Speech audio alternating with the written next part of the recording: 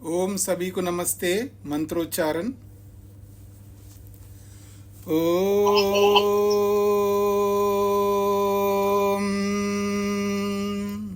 सहनाववतु सहनौ भुनक्तु सह वीर्यं करवावहै तेजस्विनावधीतमस्तु मा विद्विषावहै। ओम शांति शांति शांति।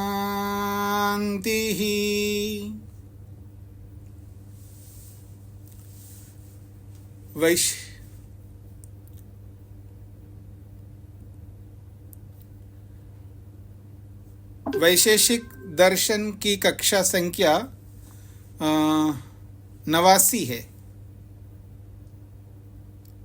89 कहेंगे ना 79 को जी, या 79। हाँ 79 है, ठीक है 79, ठीक है जी 79 कक्षा संख्या है, ठीक है। 7वें अध्याय का दूसरा आहनिक प्रारंभ हो रहा है। आप वाली पुस्तक नहीं है मेरे पास में, दूसरी पुस्तक है, इसलिए आप निकाल लीजिएगा 7वें अध्याय का दूसरा आहनिक।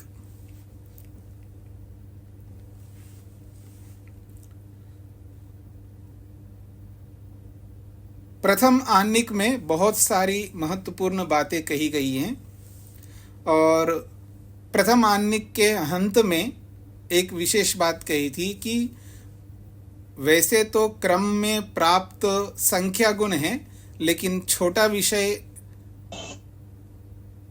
परिमाण होने के कारण से उसको पहले बता दिया। अब उसके आगे कहा जा रहा है लाघवात् परिमाणम प्रथमं परीक्ष्य पुनः अधुना क्रमानुरोधेन संख्यादीन गुणान परीक्षमाण आह। लाघवात, लाघव का अर्थ होता है छोटा होने से, संक्षेप में होने से लाघव कहते हैं संक्षेप, और गौरव का मतलब है बड़ा। लाघव और गौरव दो शब्दों का प्रयोग होता है संस्कृत में। लाघव का मतलब है छोटा संक्षेप और गौरव का मतलब है बड़ा। तो लाघवात परिमाणम प्रथमम परीक्षा, लाघव होने से, छोटा होने से पहले परिमाण गुण को लेकर के परीक्षा कर लिया है। पुनः अब अधुना क्रमानुरोधेन, जो गुणों का जो क्रम बताया गया है 24 गुणों का, उस क्रम के अनुसार जो संख्या आदि गुण हैं उन गुणों को लेकर के परीक्षा करने की इच्छा से सूत्रकार आह कहते हैं। क्या कहते हैं? रूप रस गंध स्पर्श व्यतिरेकात् अर्थांतरम एकत्वम। रूप रस गंध स्पर्श व्यतिरेकात् अर्थांतरम एकत्वम। एक संख्या को लेकर के, एकत्व का मतलब है एक संख्या को लेकर के बताया जा रहा है यहाँ पर। और ये जो एक संख्या है वो कैसा है? रूप रस गंध स्पर्श व्यतिरेकात्। रूप रस गंध और स्पर्श, इन 4 गुणों से व्यतिरेक होने से, अर्थात भिन्न प्रकार का होने से, अलग ही वैरायटी का होने से, एकत्वम अर्थांतरम, एकत्व जो है, एक संख्या जो है रूप रस गंध आदि से थोड़ा हट करके अलग प्रकार का है, ये इसका तात्पर्य है। तो गुण है, लेकिन रूप रस गंध स्पर्श से थोड़ा हट करके व्यतिरेक है, अर्थात भिन्न प्रकार का है। क्या भिन्न प्रकार का है वो तो आगे बताएंगे। हाँ जी, रूप रस गंध स्पर्श व्यतिरेकात् ऐन्द्रियक विषयेभ्यो रूप रस गंध स्पर्शेभ्यो गुणेभ्यो व्यतिरिक्तत्वात्। रूप रस गंध स्पर्श ये चार गुणों से भिन्न क्या है उसको समझा रहे हैं। ऐन्द्रिय का विषयेभ्य, इंद्रियों से अनुभव होने वाले विषयों से। ऐन्द्रिय का विषयेभ्य का मतलब है इंद्रियों से अनुभव होने वाले जो विषय है कौन है? रूप रस गंध और स्पर्श। तो रूप रस गंध स्पर्श रूपी इन चार गुणों से व्यतिरिक्तत्वाद, अलग प्रकार के भिन्न प्रकार का ये संख्या, एक संख्या गुण भिन्न प्रकार का होने से क्या है वो भिन्न प्रकारता? यत्र खलु रूपादय गुणा न विद्यन्ते तत्रापि विद्यमानत्वात्, ये भिन्नता है। यत्र, जहां पर रूप रस गंध स्पर्श ये गुण रहते हैं वहां पर भी रहता है, और जहां ये रूप रस गंध स्पर्श नहीं रहता है ना वहां पर भी रहता है, ये भिन्नता है। तो इसलिए कह रहे हैं यत्र खलु, निश्चित रूप से जहां रूपादयो गुणा न विद्यन्ते, रूप रस गंध स्पर्श ये गुण नहीं होते हैं जहां पर, तत्रापि वहां पर भी ये एकत्व संख्या विद्यमानत्वाद रहती है। रूप वाली वस्तु में तो रहती है, रस वाली में भी रहती है, गंध वाली में भी, स्पर्श वाली में भी रहती है, लेकिन जहां ये रूप रस गंध स्पर्श नहीं रहते हैं वहां पर भी ये एकत्व संख्या रहती है, ये भिन्नता है। एकत्वम अर्थांतरम, इसलिए एकत्वम गुणो भिन्नम वस्तु भिन्नो गुणः, ये जो एकत्व गुण जो है ये भिन्न वस्तु है, भिन्न पदार्थ है, भिन्न गुण है ये। किनसे? तेभ्य रूप रस गंध स्पर्शेभ्य, उन रूप रस गंध स्पर्शों से। हाँ जी, सभी को समझ में आ रहा है जी जो प्रस्तुत किया जा रहा है? अब उदाहरण से समझा रहे हैं। आकाशे काले च रूप रस गंध स्पर्शा गुणा न संति, आकाश में काल में रूप रस गंध स्पर्श गुण नहीं होते हैं। आकाशे काले च, आकाश और काल में रूप रस गंध स्पर्शाः गुणा न संति, रूप रस गंध स्पर्श ये गुण नहीं होते हैं। परंतु एकत्वम अस्ति, एकत्व तो वहां पर भी होता है, रूप वाले में तो होता ही है, लेकिन जहां रूप रस आदि नहीं है वहां पर भी एकत्व होता है, जैसे आकाश है, जैसे काल है, और जैसे परमात्मा है, और जैसे जीवात्मा है। एकत्व संख्या तो जहां ये गुण ना हो वहां पर भी रहता है, जहां ये गुण होते हैं वहां पर भी रहता है। तो आकाशे काले च रूप रस गंध स्पर्शा गुणा न संति, परंतु एकत्वम अस्ति, एकत्व तो होता है। आकाश एकः, कालः एकः, परमात्मा एकः, ऐसा। रूपादि मत्सु च अरूपादि मत्सु, चाहे वो रूप वाली वस्तुएं हो चाहे वो बिना रूप वाली वस्तु हैं, दोनों में एकत्व रहता है। समानत्वेन वर्तमानत्वाद, समान रूप से विद्यमान रहता है एकत्व, रूप वालों में भी और बिना रूप वालों में भी, स्पर्श वालों में भी बिना स्पर्श वालों में भी, गंध वालों में भी बिना गंध वालों में भी, रस वालों में भी बिना रस वालों में भी। एका संख्या रूपादिभ्यो भिन्ना, इसीलिए ये जो एक संख्या है ये रूपादि गुणों से अलग प्रकार का, हट करके ये गुण हैं। घटा एका पटा एका, जैसे घड़ा एक है, पट कहते वस्त्र को, पटा एका वस्त्र एक है, तथा आकाश एका काला एका, आकाश भी एक है काल भी एक है। इति व्यवहार सिद्ध एवं, इस तरह का व्यवहार तो सिद्ध होता ही है, सब लोग जानते हैं, आकाश एक है काल एक है। तो एकत्व संख्या हट करके उन गुणों से, ये इसका तात्पर्य है।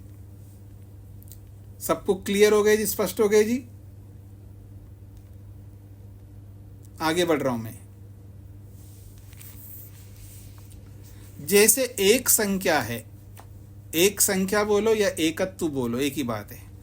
अब पृथकत्व को भी बोला जा रहा है, पृथकत्व, ये गुण है ना, 24 गुणों में संख्या भी जैसे गुण है ऐसे पृथकत्व भी गुण है। तथा पृथक्त्वम, तथा का मतलब है जिस प्रकार का एकत्व है उसी प्रकार का पृथकत्व भी है, वो भी रूपादि गुणों से हट करके हैं। तथा पृथकत्वम, पृथक्त्वम भी बोल सकते हो, वैसे तो संस्कृत में पृथक्त्वम बोलेंगे और हिंदी में बोलते पृथकत्व। आप लोगों को समझ में आ रहा है पृथकत्व क्या होता है? गुण। हाँ जी मधु जी, नहीं आ रहा है ना? क्यों आएगा? आवृत्ति करेंगे पीछे तभी तो आएगा ना। हाँ जी नारायण जी, पृथकत्व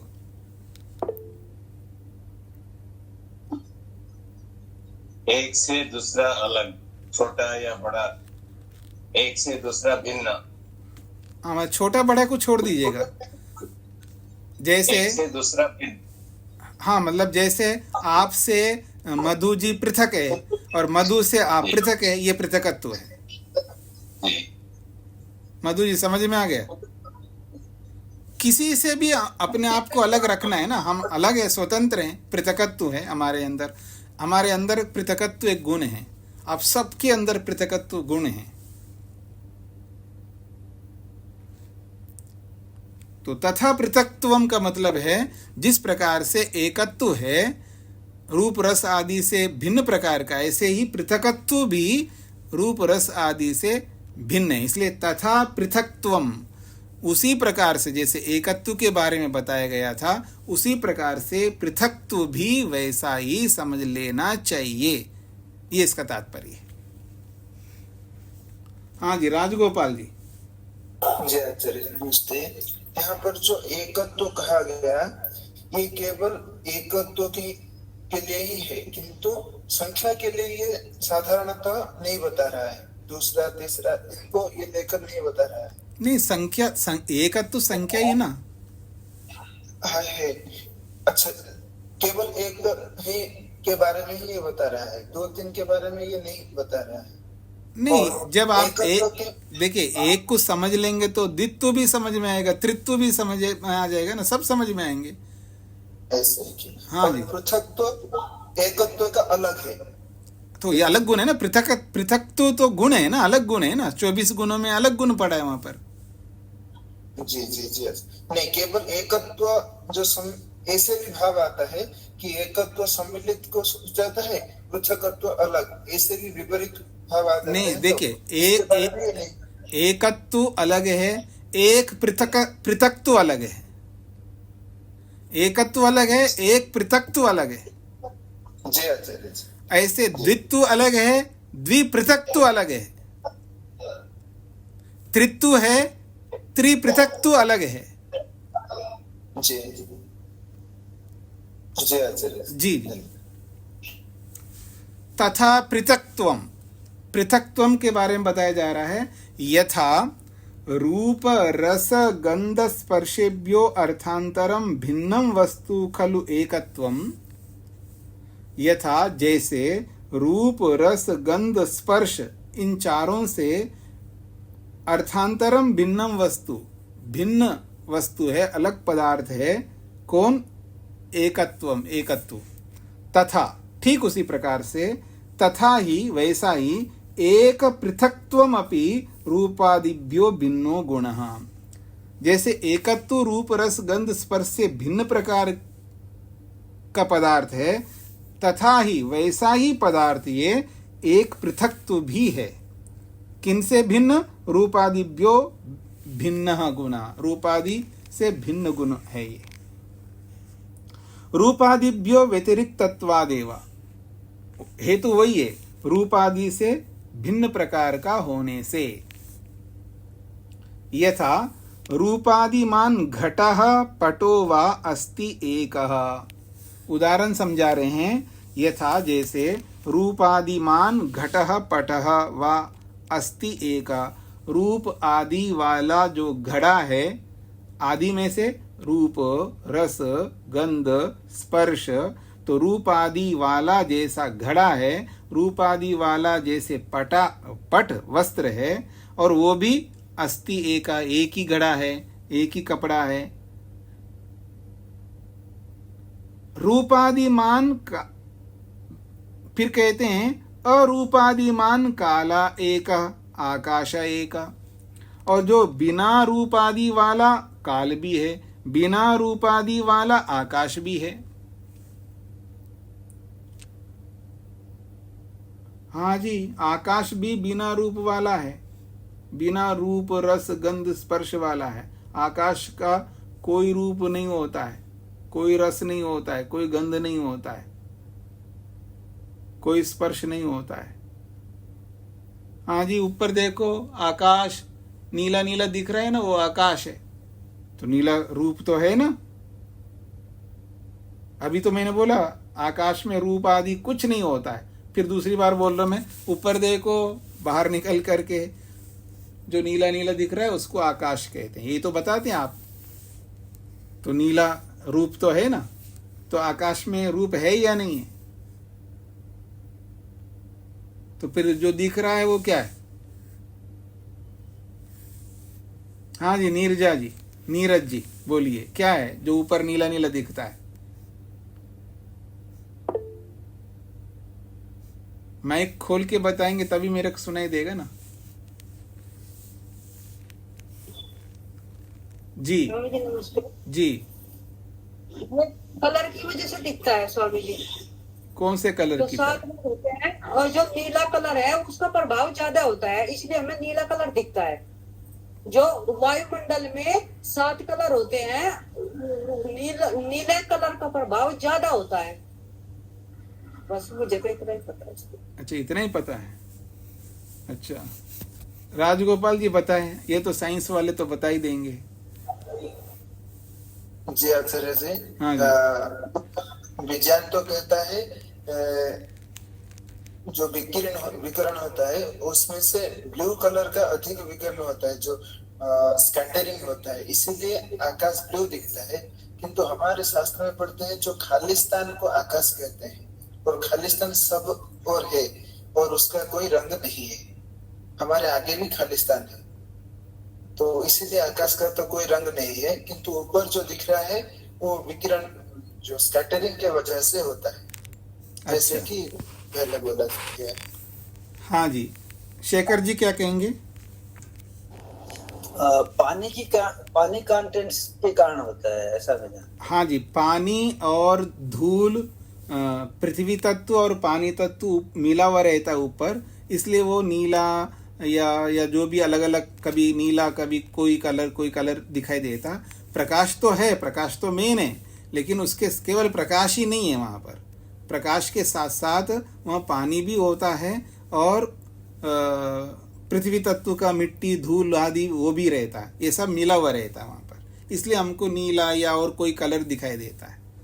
बाकी वो जो भी दिखाई देता है वो या तो प्रकाश दिखाई देता है यूं कहिए, पानी दिखाई देता है यूं कहिए, या मिट्टी दिखाई देता है यूं कहिए, तीनों मिलकर के दिखाई देता है ये कहिएगा जी।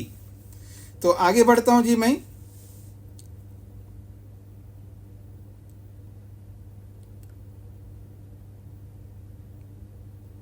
तो कहते हैं रूपादिमान घटः पटो वा अस्ति एकः, रूपादि वाला घड़ा है, वस्त्र है और वो एक है। और अरूपादिमान कालः एक, आकाश एक, बिना रूप आदि वाला काल भी है और आकाश भी है और वो भी एक है। तथा ठीक इसी प्रकार से पृथक पृथक च प्रत्येक, और प्रत्येक घड़ा वस्त्र ये पृथक पृथक भी है, अर्थात उसमें पृथकत्व भी विद्यमान है। तदेतत् पृथक्त्वम एक संख्यान्वितम, और वो जो पृथक्त्व है वो केवल पृथक्त्व नहीं है, वो एक संख्या वाला पृथक्त्व है। जैसे घड़ा एक है और वो उस एक संख्या के साथ साथ पृथक्त्व भी है, तो एक पृथक्त्व भी उसके साथ में। जहाँ एकत्व है वहाँ एक पृथक्त्व भी रहेगा, ये याद रखना। जहाँ एकत्व है वहाँ एक पृथक्त्व भी रहेगा, जहाँ द्वित्व है वहाँ द्विपृथक्त्व भी रहेगा, जहाँ त्रित्व है वहाँ त्रिपृथक्त्व भी रहेगा। ऐसा आगे संख्या जितनी भी बढ़ाते जाओ वैसे वैसे उतनी पृथकत्व भी साथ साथ रहेगा।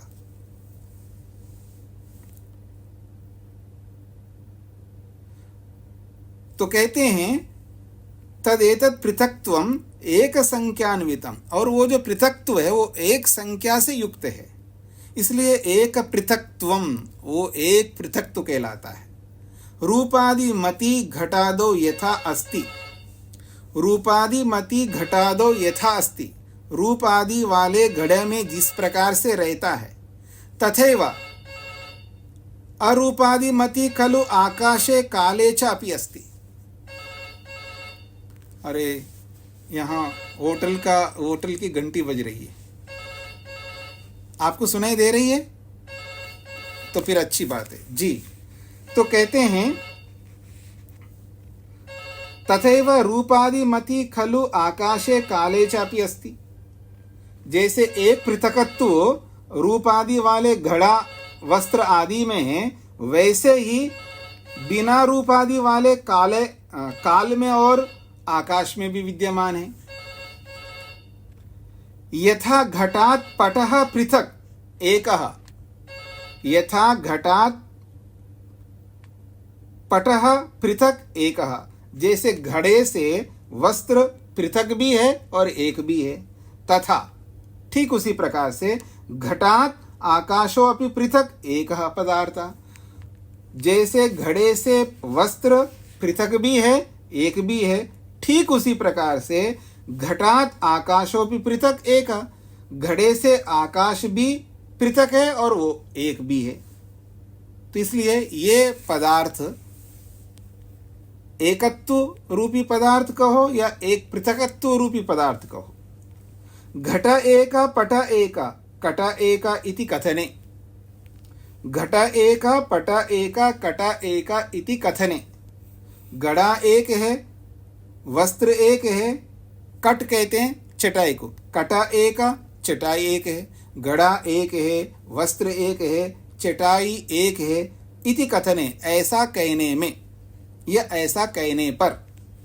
यदि अपि एकत्वं गुण प्रवर्तते, यद्यपि एकत्वं गुण प्रवर्तते, वहाँ एकत्व गुण तो वहाँ विराजमान होता है इन सब में, परंतु तत्र सर्वेषु तद एकत्वं न एक रूपत्वम, वो जो एकत्व है उन सब में, वो सभी में एकत्व रहता हुआ भी वो एकत्व सभी के अंदर एक रूप नहीं है। वो एकत्व सबका एकत्व पृथक पृथक है।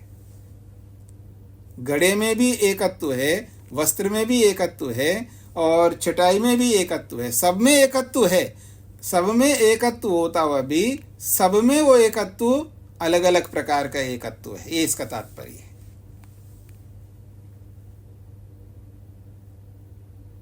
इसलिए कह रहे तत्र सर्वेषु तद एकत्वम न एक रूपम, वो एकत्व सब एक जैसा नहीं है सब में, किंतु पृथक पृथक एव, सबका एकत्व पृथक पृथक ही होता है।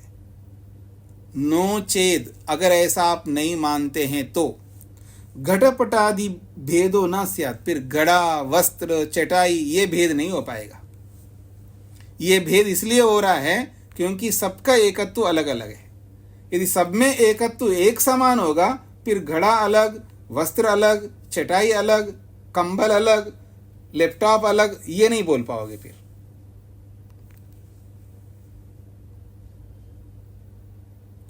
इसलिए कह रहे हैं नो चेत घटपटादिभ्यो न स्यात्, घटपटादि भेदो न स्यात्, घड़े में वस्त्र में चटाई में फिर भेद नहीं हो पाएगा। तस्मात्, इसीलिए तद एक पृथक्त्वम अपि गुणः, वो एक पृथकत्व जो है वो भी एक गुण है।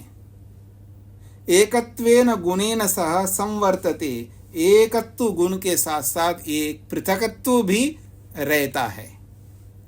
अतः इसीलिए एक पृथक्त्वम गुणः, एक पृथक्त्व भी एक गुण है। रूपादिभ्यो भिन्नो गुण, और रूपादि गुणों से बिल्कुल भिन्न गुण है। और ऐसा एक पृथक्त्वम अस्ति इति सिद्धम, इसलिए एक पृथकत्व जो है ये रूपादि गुणों से भिन्न है, ऐसा सिद्ध होता है। हाँ जी, जिनको समझ में नहीं आए वो पूछ सकते हैं।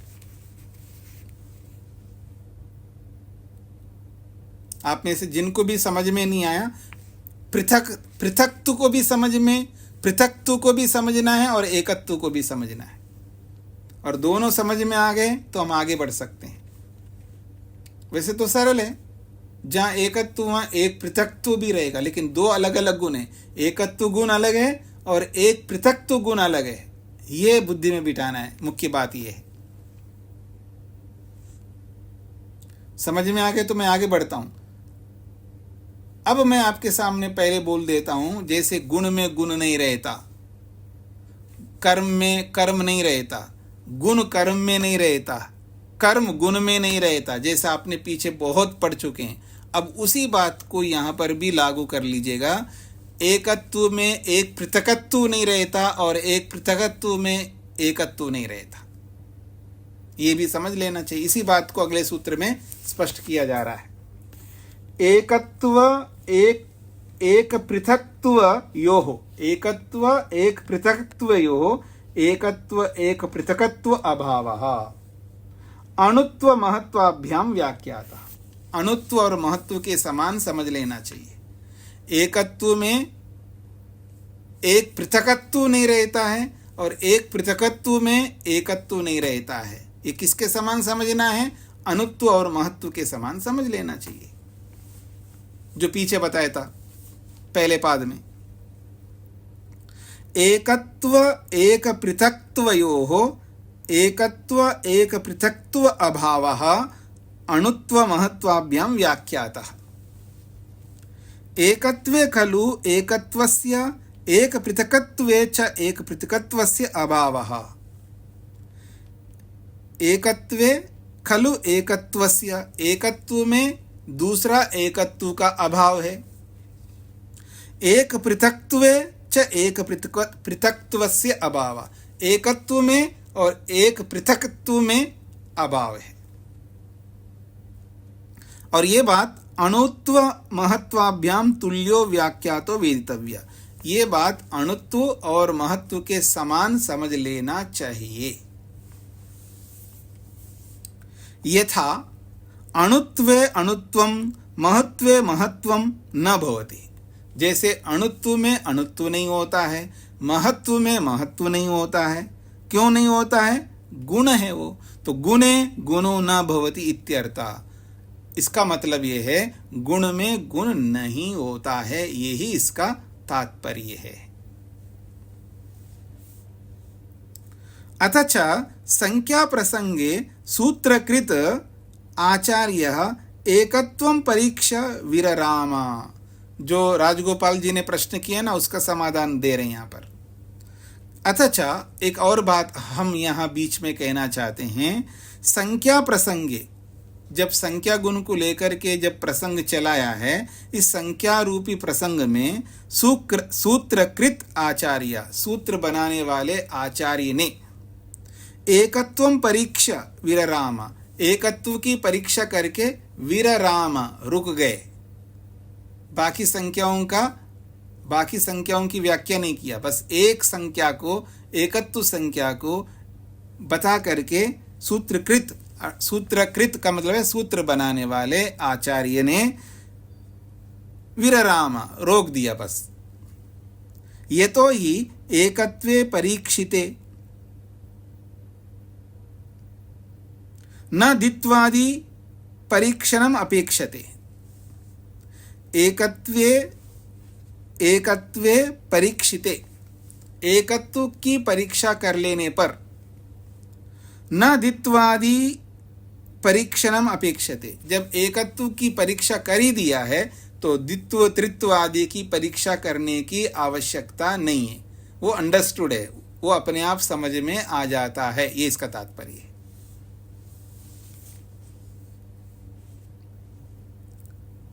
एकैकस्मिन् वस्तुनि खलु एकत्वं पृथक् पृथक् पृथक् निर्धार्य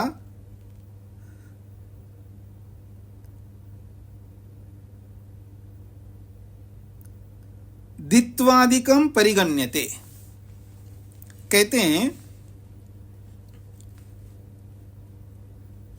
एक एकस्मिन् वस्तुनि, एक एक वस्तु में, खलु निश्चित रूप से एकत्वम, एकत्व को लेकर के पृथक पृथक निर्धार्य, अलग अलग निर्धारण कर दिया हमने। जैसे मान लीजिएगा, अब आप मेरी ओर देखिएगा, राजगोपाल जी एक है, प्रमोद जी एक है, रूप जी एक है, ऐसे एक एक व्यक्ति को अपने पृथक पृथक रख दिया। तो जब एक एक व्यक्ति को पृथक पृथक रख दिया तो उसी में से फिर दो लोगों को जोड़ दो तो द्वित्व बन जाएगा, फिर 3 लोगों को जोड़ो तो त्रित्व बन जाएगा, 4 लोगों को जोड़ दो, ऐसे जोड़े बनते जाएंगे। उसके लिए बताने की जरूरत नहीं, ये कहना चाहते हैं। तो कह रहे हैं एक एकस्मिन् वस्तुनि खलु एकत्वम पृथक पृथक पृथक निर्धार्य, एक एक वस्तु में एकत्व को अलग अलग निर्धारण करके द्वित्वादिकम परिगण्यते, फिर द्वित्व आदि संख्या की परिगणना की जाती है।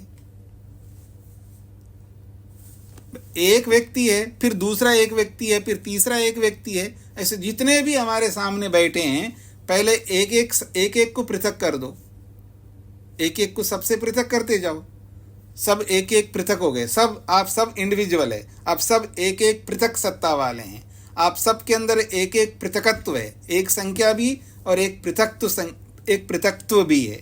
तो जब एक एक अलग अलग हमने कर दिया, फिर द्वित्व आदि को समझते जाना, फिर दोनों को मिला तो द्वित्व, तीनों को मिला तो त्रित्व, 4 को मिला गए तो चतुर्थत्व, पंचत्व, षष्ठत्व, सप्तत्व, अष्टत्व, नवत्व, दशत्व, ऐसे बनते जाएंगे। समझ में आ रहा है जी?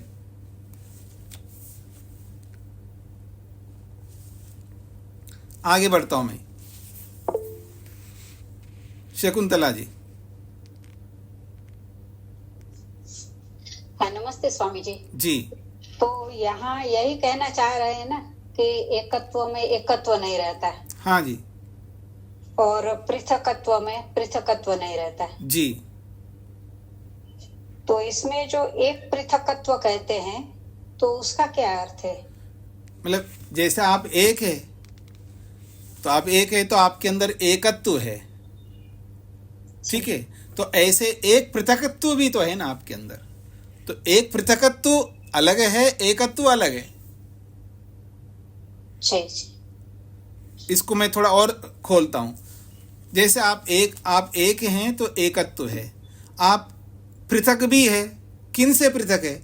मेरे से पृथक है, ये किसी से भी। तो मेरे से पृथक है तो आपके अंदर एक पृथकत्व भी है। एक से ही तो पृथक बता रहा हूं मैं। अच्छा, हाँ जी, हाँ हाँ, ऐसा कहना चाह रहे हैं। तो एक से ही तो पृथकत्व बता रहा हूं ना। ठीक।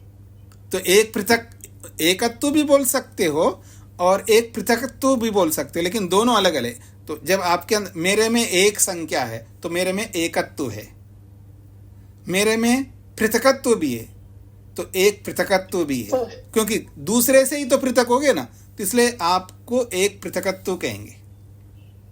जब दो संख्या लाएंगे, दो आपके साथ दूसरी बहन को जोड़ दूं मैं तो आपके अंदर द्वित्व होगा, अर्थात 2 संख्या होगी। द्वित्व का मतलब 2 संख्या।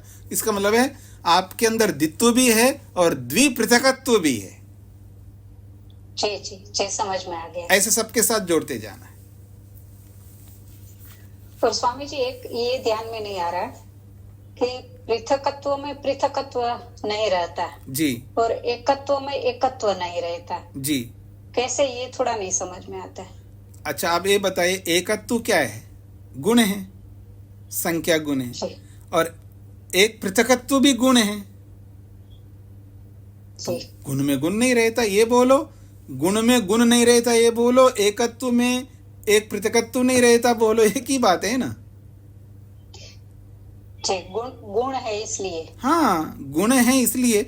ऐसा है कि गुण का जब नाम होता है ना, गुण का नाम लेते हम थोड़ा सा भ्रांति में पड़ जाते हैं। अगर मैं जैसे रूप एक गुण है, जैसे मैं बोलूं रूप में रूप नहीं रहता, ये बोलूं, ये भी बोल सकता हूं गुण में गुण नहीं रहता। ये रूप भी गुण, वो रूप भी गुण, दोनों गुण हैं। या तो मैं ये बोल सकता हूं रूप में रूप नहीं रह सकता, या मैं ये भी बोल सकता हूं रूप में रस नहीं रहता, ये रस में रूप नहीं रहता, या मैं ये बोलूं स्पर्श में रूप नहीं रहता। तो ये व्याख्या है। तो व्याख्या भी हमको समझ में आना चाहिए और मूल भी समझ में आना चाहिए। जी जी जी, धन्यवाद जी। जी आगे बढ़ रहा हूं जी मैं। चौथे सूत्र की भूमिका। सा एषा संख्या किम सर्वत्र द्रव्य गुण कर्मसु समानम प्रवर्तते अथ न अत्र उच्यते। प्रश्नकर्ता का प्रश्न है, सा एषा संख्या, वह यह जो संख्या गुण है, उस गुण के बारे में प्रश्न कर रहा है। किम क्या, सर्वत्र द्रव्य गुण कर्मसु समानम प्रवर्तते, वो संख्या गुण सभी में विराजमान रहता है या रहती है। वो संख्या गुण सभी में विराजमान रहता है। तो सभी में किस में? द्रव्य में, गुण में, कर्म में। वह जो संख्या गुण है वो द्रव्य गुण कर्म इन तीनों में समान रूप से रहता है अथवा नहीं रहता है। यह प्रश्नकर्ता का प्रश्न है। प्रश्न स्पष्ट हो गया जी सभी को? तो उत्तर दे, अत्र उच्यते, उसका समाधान दे रहे। निसंख्यत्वात् कर्म गुणानां सर्वैकत्वं न विद्यते। निसंख्यत्वात् कर्म गुणानां सर्वैकत्वं न विद्यते। निसंख्यत्वात् कर्म गुणानां, कर्म और गुण कैसे हैं जी? निसंख्या वाले, अर्थात संख्या रहित हैं। ये गुण और कर्म और गुण कैसे हैं जी? निसंख्यत्वात्, अर्थात इसमें संख्या नहीं रह सकती है। कर्म में और गुण में संख्या नहीं रह सकती है। इसलिए सर्वैकत्वम न विद्यते, सभी में एक समान रूप से नहीं रह सकती है संख्या। कर्म गुणानां निसंख्यत्वात्, कर्मणां गुणानां च संख्यारहितत्वात्, संख्या गुण रहितत्वात्। कर्म और गुण संख्या रहित होने से, अर्थात संख्या रूपी गुण रहित होने से। तो कर्मों में संख्या कैसे रह सकती है? गुणों में संख्या कैसे रह सकती है? क्यों नहीं रह सकती है? आप ही बोलिएगा, क्यों नहीं रह सकती है? कर्मों में गुणों में संख्या क्यों नहीं रह सकती है? हाँ जी प्रमोद जी, क्यों नहीं रह सकती है संख्या गुण कर्मों में गुणों में? नमस्ते स्वामी जी। जी स्वामी जी, वो संख्या भी एक गुण है, और गुण कर्म में गुण नहीं रहती है और गुण में भी गुण नहीं रहती। नहीं, यही बताया जा रहा है, नहीं रह सकती है। क्यों? क्यों का उत्तर देना है।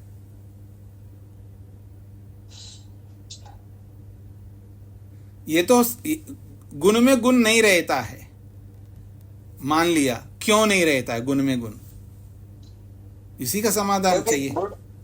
क्योंकि गुण आश्रित है, द्रव्य के आश्रित रहता है। हाँ, ये उत्तर है, परतंत्र होने से। परतंत्र होना इसका हेतु है जी।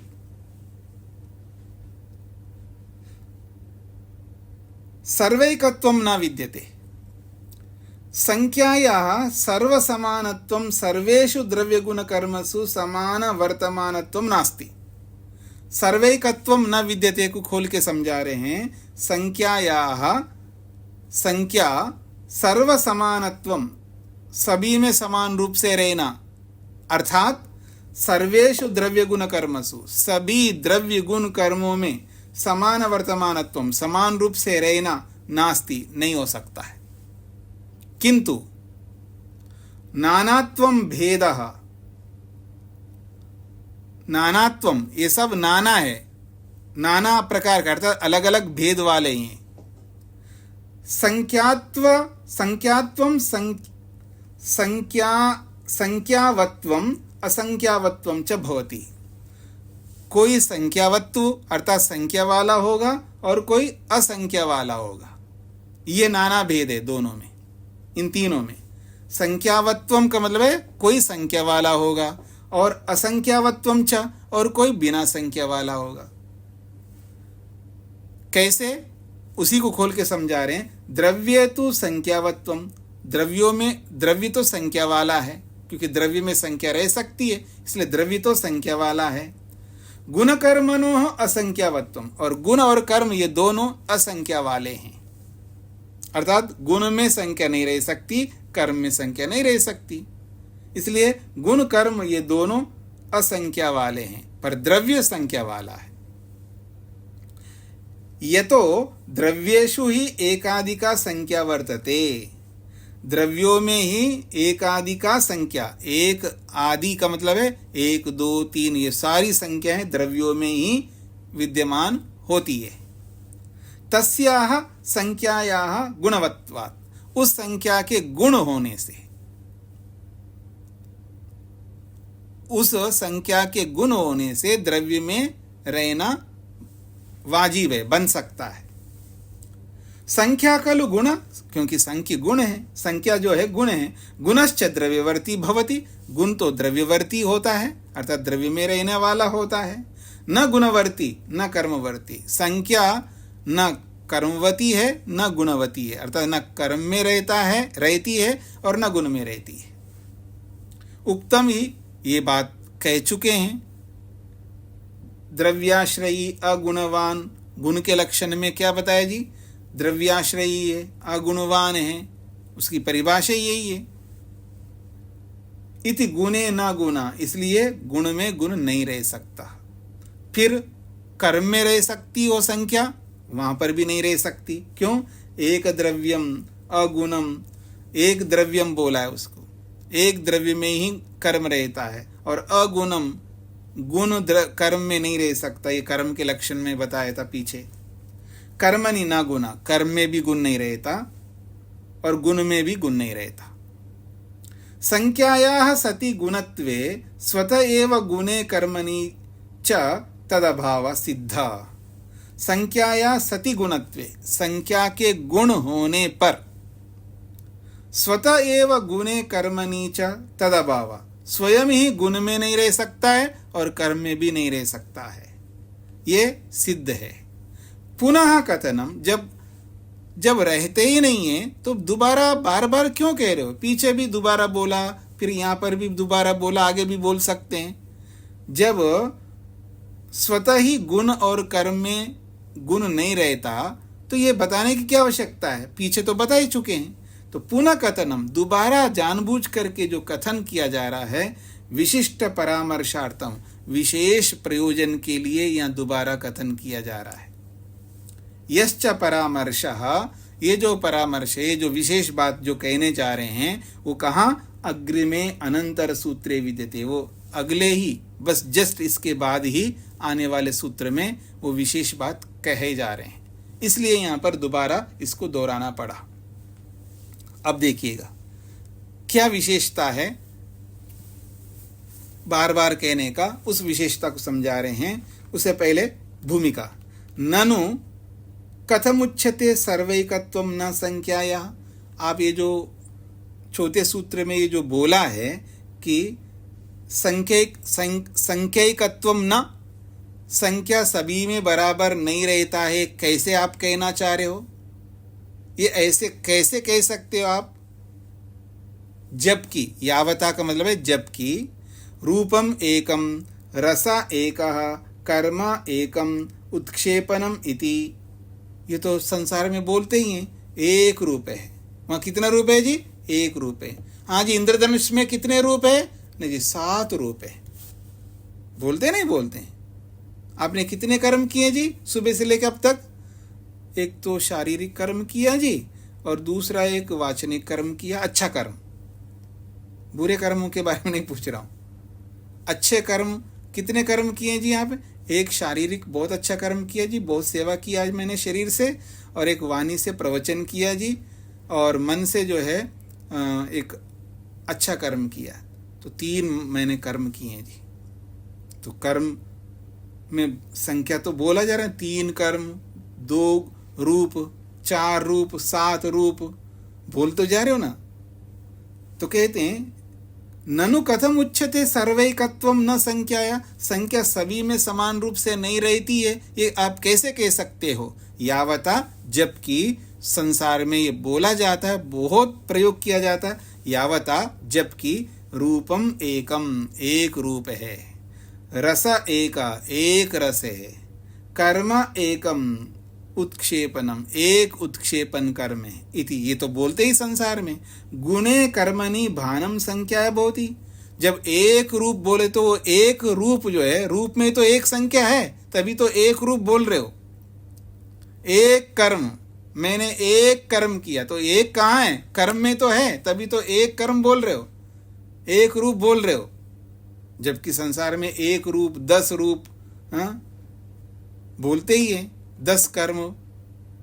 न्याय दर्शन आप में से पढ़े ना, 10 पुण्य कर्म होते हैं और 10 पाप कर्म होते हैं। देखो 10 कर्म, जब व्यवहार में बोलते 10 कर्म, तो कर्म में तो 10 संख्या है, 10 रूप, 10 संख्या रूप में ही तो है, लोक में तो बोला जा रहा है। और आप बोलते हो कि गुण में गुण नहीं रहता है, ये तो रहता है ना। ये प्रश्नकर्ता का प्रश्न है।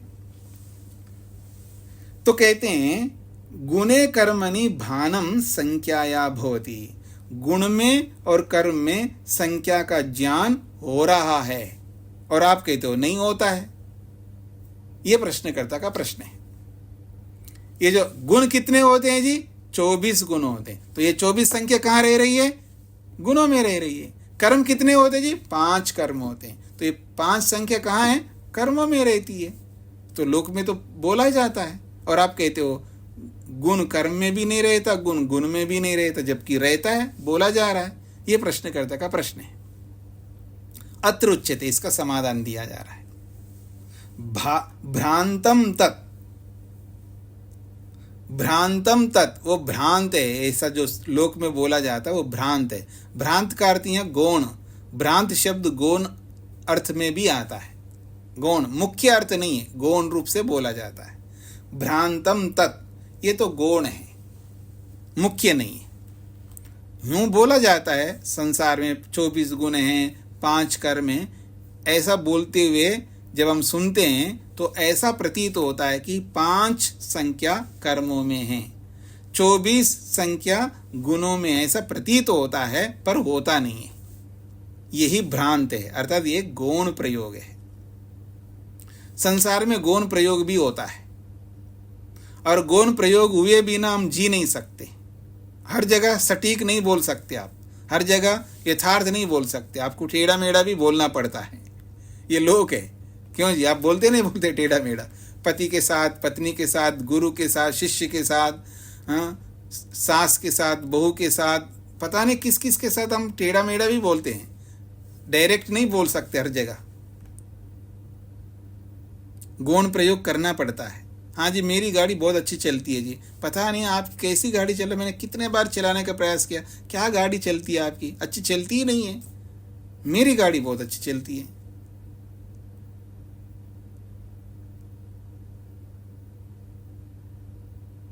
तो गाड़ी कहाँ अच्छी चलती है?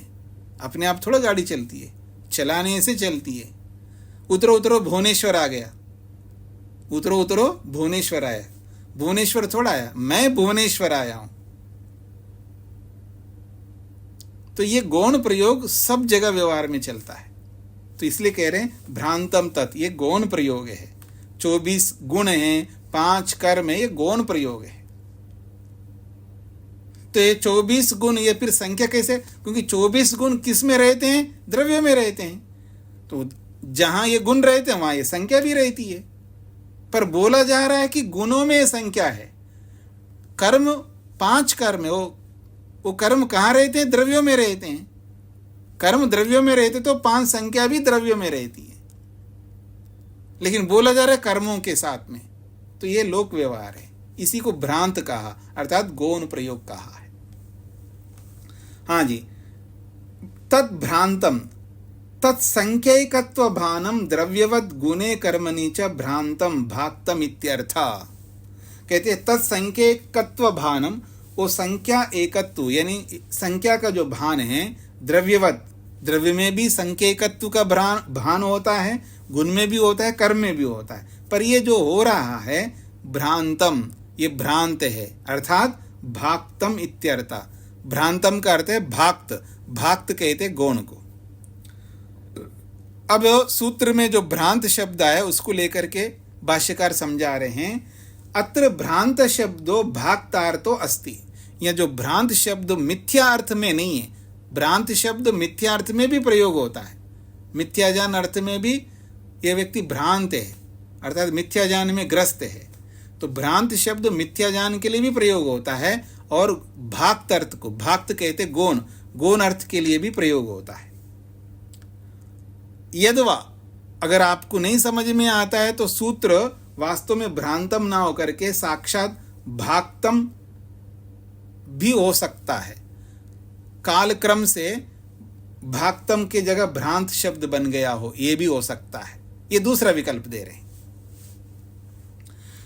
यद्वा अर्थात साक्षात सूत्र में ही भ्रांतम के जगह भाक्तम शब्द होना चाहिए, या ऐसा रहा होगा, ऐसा भाष्यकार कहना चाहते हैं। तो भाक्तम शब्द एव स्यात्, हो सकता है मूल सूत्र में प्रारंभ में भाक्तम शब्द ही होगा, कालक्रम से बदल करके भ्रांतम शब्द आया होगा, ऐसा संभावना कर रहे हैं। तदेतद वृत्तम उत्तर सूत्रेण अनुद्यते संपोष्यते वा। मैंने ये जो कल्पना कर रहा हूँ, भाष्यकार कह रहे हैं, मैं ये जो कल्पना कर रहा हूँ, हो सकता है सूत्र में ही भाक्तम शब्द होगा। ये कल्पना वैसे नहीं कर रहा हूँ, ये कल्पना इसलिए भी कर रहा हूँ क्योंकि इसका अगला सूत्र है, उस सूत्र में भाक्त शब्द आ रहा है, भक्ति शब्द आ रहा है, उससे पता लगता है हो सकता है यहाँ भ्रांतम की जगह भाक्त शब्द हो सकता है। भक्ति कहो भाक्त कहो एक ही बात है, प्रत्ययों में अंतर है, मीनिंग में कोई अंतर नहीं है। कहते हैं तदेतद वृत्तम, ये जो कथन जो मैं कर रहा हूं, ये जो व्यवहार कर रहा हूं, यहाँ हो सकता है भाक्तम ही हो, वो इसलिए कह रहा हूं ये उत्तर सूत्रे न अनुद्यते, उत्तर सूत्र में अर्थात इससे अगला वाला सूत्र में अनुद्यते अर्थात बताया जाता है, यह संपोष्यते उससे पुष्ट होता है, इस सूत्र में भ्रांतम की जगह भाक्तम हो सकता है, ऐसा संपोष्यते पुष्ट होता है अगले सूत्र से। वो अगला सूत्र कौन सा है? एकत्व अभावात भक्तिस्तु न विद्यते। ये अगला सूत्र को ही पढ़ेंगे हम, एकत्व अभावात भक्तिस्तु न विद्यते। इसका अर्थ ये है अगर आप एकत्व को ही नहीं मानते हो तो गौण एकत्व भी नहीं रह सकता। अगर आप ये कहो कि चलिए गुण और कर्म में भी, गुण और कर्म में ये जो एकत्व द्वित्व आदि जो है गुण और कर्म में गौण रूप से है, तो द्रव्य में भी गौण रूप से मान लो, अगर ऐसा कोई कह सकता है। जब गुण में और कर्म में गौण रूप से आप मान रहे हो तो द्रव्य में भी गौण रूप से मान लो। अच्छा थोड़ी देर के लिए मान लेते द्रव्य में भी गौण रूप से, पर मुख्य रूप से तो कहीं होना चाहिए ना। अगर कहीं मुख्य रूप से ना हो तो गौण रूप से भी नहीं हो पाएगा। गौण प्रयोग तभी होता है कहीं मुख्य रूप से प्रयोग हो। ये बहुत महत्वपूर्ण है, ये जो सिद्धांत है ना, मुख्य और गौण। अगर गौण रूप से अगर मान रहे आप तो सब जगह गौण रूप से मानोगे तो फिर मुख्य रूप से ना होने पर गौण रूप का भी नहीं होगा। हाँ जी, ये दिख रहा है आपको पुस्तक? मान लो ये सफेद है, मान लिया जी, आपके कहने से सफेद मान लिया सफेद, पर ये गौण रूप से है सफेद। अब मैं सिद्धांत बनाऊं, वैसे सफेद होता ही नहीं है, वैसे सफेद होता नहीं है, बस मान लिया मैंने सफेद। भाई कैसे मान सकता हूं? गौण रूप से। अरे कहीं मुख्य होगा सफेद तभी तो इसको गौण रूप से मैं सफेद बोलूंगा।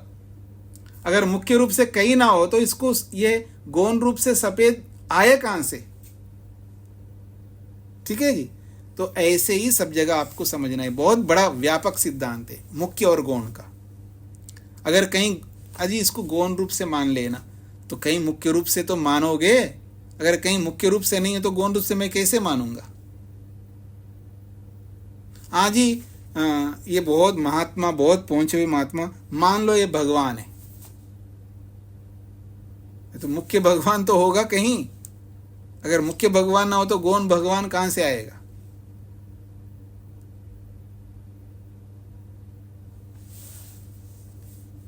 जी, तो आगे बढ़िए।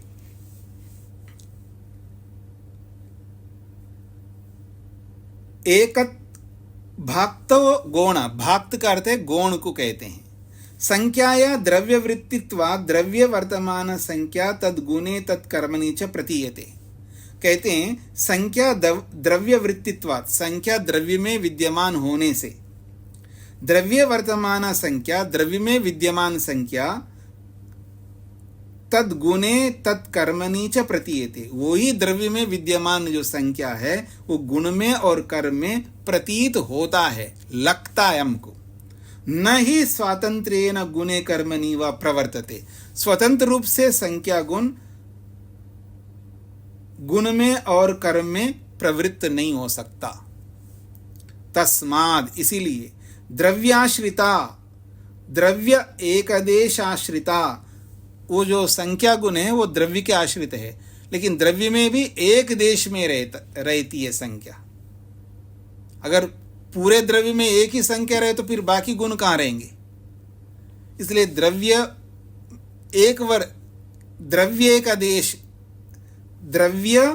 एक देशाश्रिता, द्रव्य के एक देश में आश्रित रहता है। यानी द्रव्य में बहुत सारे आश्रय हैं, अर्थात बहुत सारे भाग। ये भी भाग भी समझने की दृष्टि से हैं जी। निरवय वस्तु में भाग नहीं हो सकते, लेकिन समझने के लिए, जैसे ईश्वर के एक देश में आत्मा रहता है, ईश्वर के एक देश में सृष्टि रहता है, तो एक देश का मतलब है ईश्वर के कई देश हो गए। तो कई देश होते कई विभाग हो जाएंगे, तो विभाग ये काल्पनिक है, वैसे विभाग नहीं हो सकते। सावयव वस्तु में ही विभाग होते हैं, सावयव वस्तु में ही एक देश होता है। ये भी गौण प्रयोग है। ईश्वर के एक देश में सृष्टि है, ये भी गौण प्रयोग है, केवल व्यवहार की दृष्टि से, समझने की दृष्टि से। बस ईश्वर में सृष्टि रहती है। हाँ जी, आगे बढ़ रहा हूं मैं। यद्वा द्रव्यस्य विविध देशाश्रिता संख्या द्रव्यनिष्ठ यो गुणकर्मणो प्रतिभासते। कहते हैं, अथवा यूं भी कह सकते हो, द्रव्यस्य विविध देशाश्रिता, द्रव्य के विविध देशों में रहने वाली संख्या है।